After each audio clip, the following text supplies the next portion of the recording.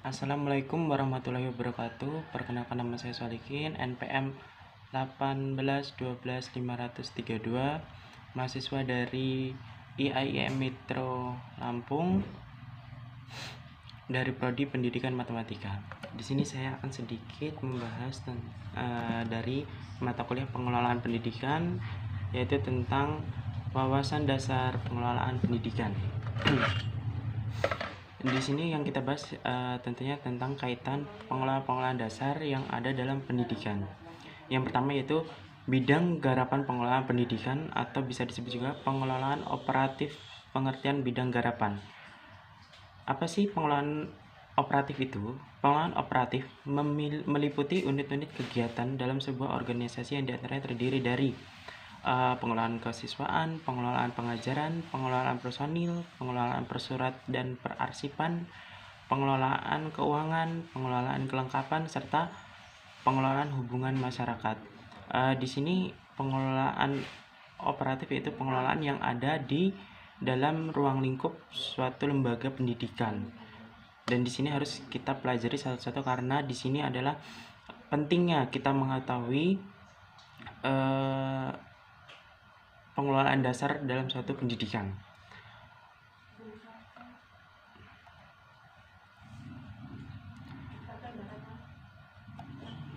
Dari segi operasional atau bidang garapan, maka pengelolaan pendidikan atau pengelolaan sekolah meliputi bidang-bidang, yaitu yang tadi yang kita bahas. Di sini yang akan kita bahas yaitu pengelolaan kesiswaan, pengelolaan pengajaran, dari personil, persuratan perarsipan, keuangan, pengelolaan kelengkapan, dan hubungan masyarakat, atau kalau memang kita bahas sekarang kayak wali murid gitu, mungkin untuk yang hubungan masyarakat lebih ke situ.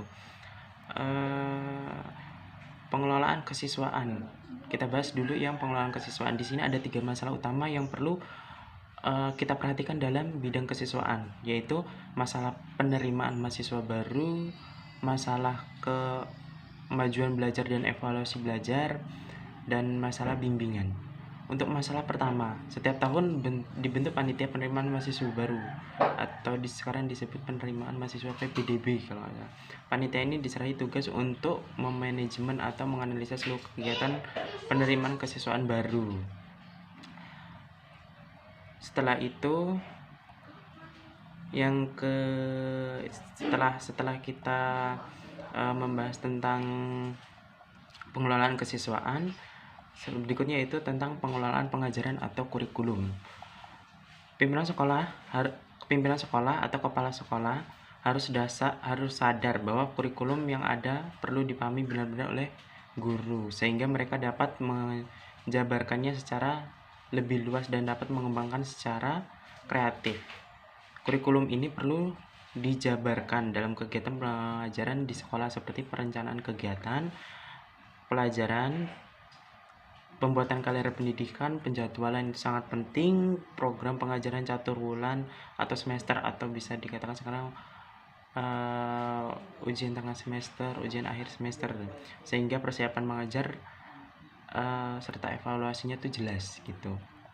Kegiatan dalam pengelolaan pembelajaran kurikulum itu meliputi yang pertama yaitu pengadaan buku kurikulum. Ini sangat penting karena untuk seorang guru, selain perangkat pembelajaran atau kaitan RPP segala macam, buku itu sangat penting karena itu sebagai pedoman dalam atau bahan untuk kita mengajar. Yang kedua yaitu penjabaran tujuan-tujuan pendidikan. Yang ketiga penyusunan program kurikuler. Yang keempat pengembangan alat pelajaran. Yang kelima penyusunan jadwal, itu sangat penting, dan pembagian tugasnya juga. Untuk pengembangan sistem evaluasi belajar, pengawasan terhadap proses belajar mengajar, penyusunan norma kenaikan kelas. Setelah itu kita bahas tentang pengelolaan personil. Di sini pengelolaan personil sangat penting karena memang untuk di sekolah juga butuh personil memang yang bisa dipercaya untuk memegang tugas masing-masing gitu. Tugas utama pimpinannya yaitu untuk membina atau mengembangkan sekolah agar pendidikan dan pengajaran makin menjadi efektif dan efisien. Hal ini dapat dilaksanakan dengan baik dan lancar apabila ada kerjasama yang harmonis dengan seluruh staf sekolah. Oleh karena itu, hubungan yang harmonis. Kita harus melakukan pembinaan kerja dengan seluruh staf. Jadi ada beberapa hubungan dengan masalah pengelolaan personelnya ini.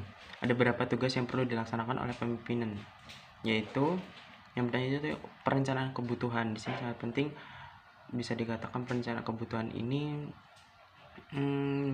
misalkan berapa jumlah guru atau staf yang ada yang dibutuhkan untuk menutupi atau untuk mengisi proses belajar mengajar gitu. Terus untuk yang kedua itu penerimaan dan penetapan tenaga. Ini juga sangat penting karena untuk sekarang mungkin banyak untuk guru-guru baru atau guru-guru muda yang memang, kalau untuk di wilayah pedalaman justru sekarang banyak guru-guru yang memang baru lulus SMA gitu, masuk gitu juga. Kita harus diperhatikan karena memang tidak semua bisa untuk mengajar gitu bahasanya. Ya mungkin lain waktu untuk ini bisa, cuman untuk sekolah seharusnya lebih menyaring untuk tenaga kerja atau tenaga kependidikan. Yang berikutnya yaitu penyelenggaraan program orientasi. Yang berikutnya yaitu pembinaan dan pengembangan staf. Di sini sangat penting pembinaan dan pengembangan staf karena banyak cara yang dilakukan pemimpin dapat dalam suatu program pembinaan ini, yaitu untuk mengetahui penilaian kinerja, penugasan dan orientasi tugas, pelatihan, pemberian kompensasi atau peningkatan kesejahteraan, perencanaan karir, pengembangan karir, observasi kelas, dan percakapan individu, diskusi, seminar, dan lain-lain lah. Yang berikutnya yaitu untuk pembaruan atau pemensiunan. Ada administrasi yang hubungan dengan personel tersebut juga meliputi dengan statistik atau daftar presensi pegawai, organisasi dan daftar pembagian tugas, masalah kepegawaian, daftar riwayat hidup, daftar riwayat pekerjaan, catatan pribadi pegawai, dan daftar induk pegawai. Yang berikutnya yaitu pengelolaan persyaratan dan perarsipan. Di sini sangat penting karena kalau untuk persyaratan dan perarsipan biasanya kita setiap ini pasti ada pemeriksaan dari entah itu dari pengawas daerah, pengawas sekolah, atau yang lain gitu. Jadi untuk perarsipan ini juga sangat penting.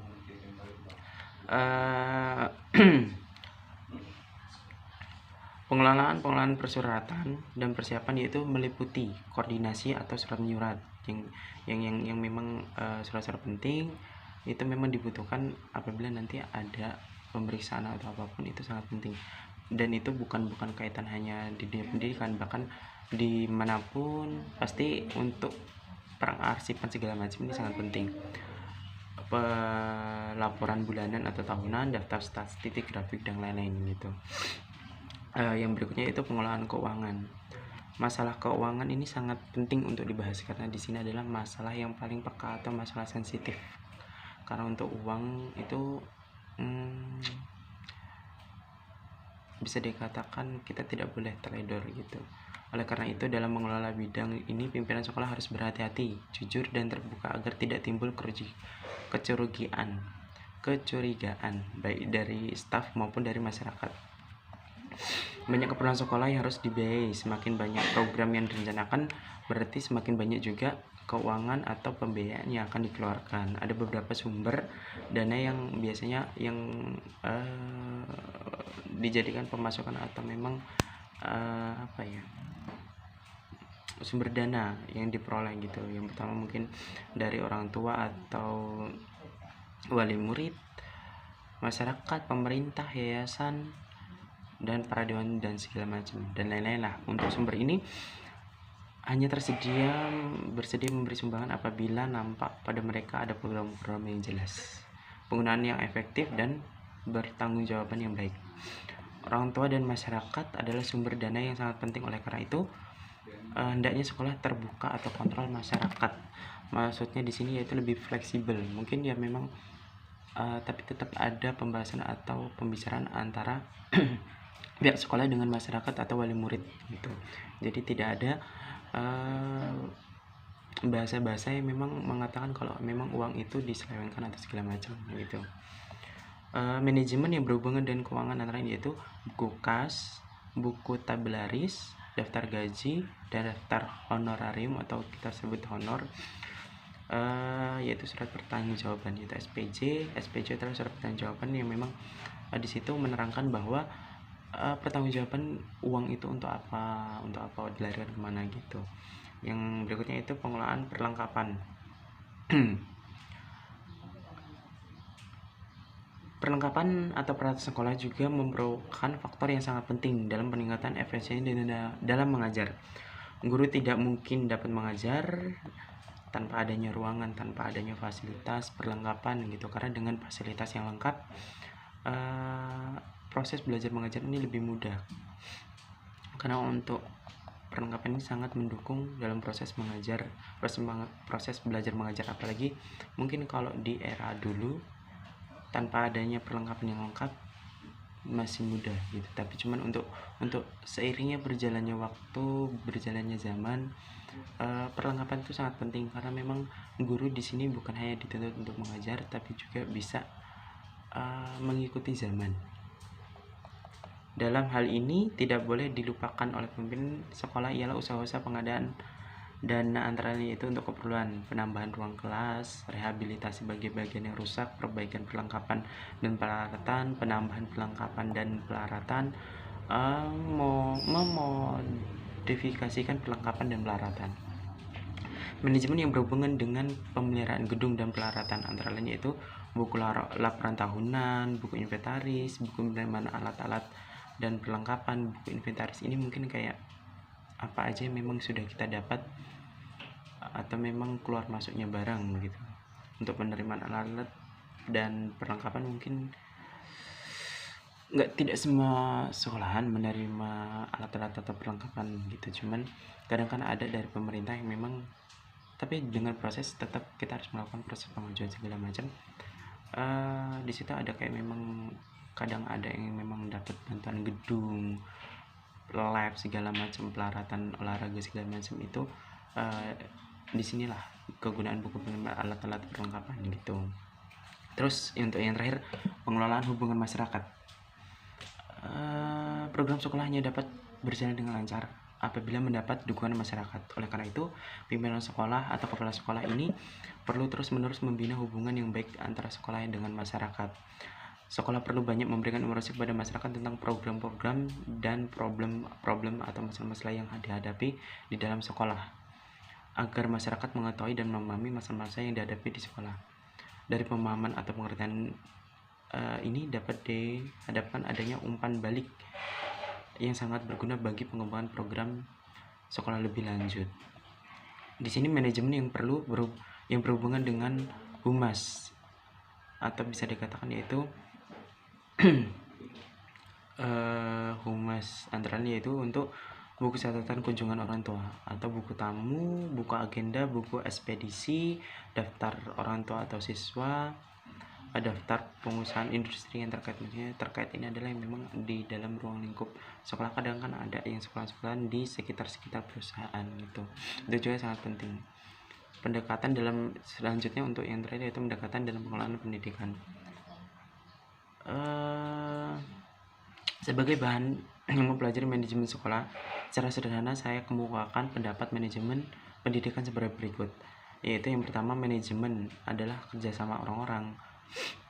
Berikutnya untuk manajemen suatu proses. Di sini manajemen suatu proses yaitu pendekatan ini menekankan perilaku bagaimana fungsi manajemen itu sendiri, yaitu proses planning, organization, staffing, direction, coordination, reporting, dan budgeting. Untuk yang berikutnya itu manajemen sebagai sebuah sistem, yaitu suatu keseluruhan yang terdiri atas bagian-bagian yang saling berinteraksi dalam suatu proses untuk mengubah masukan menjadi keluaran. Yang berikutnya itu manajemen sebagai pengelolaan.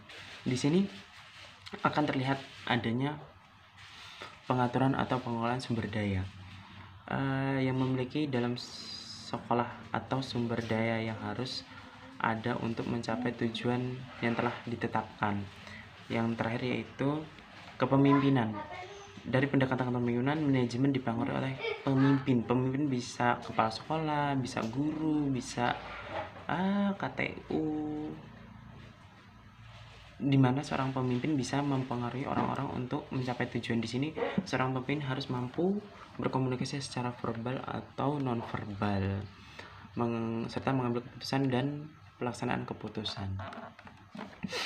Mungkin itu saja yang bisa saya sampaikan dalam materi wawasan dasar pengelolaan pendidikan. Mungkin kurang lebihnya saya mohon maaf. Saya akhiri, wabillahi taufiq illa billahi. Wassalamualaikum warahmatullahi wabarakatuh.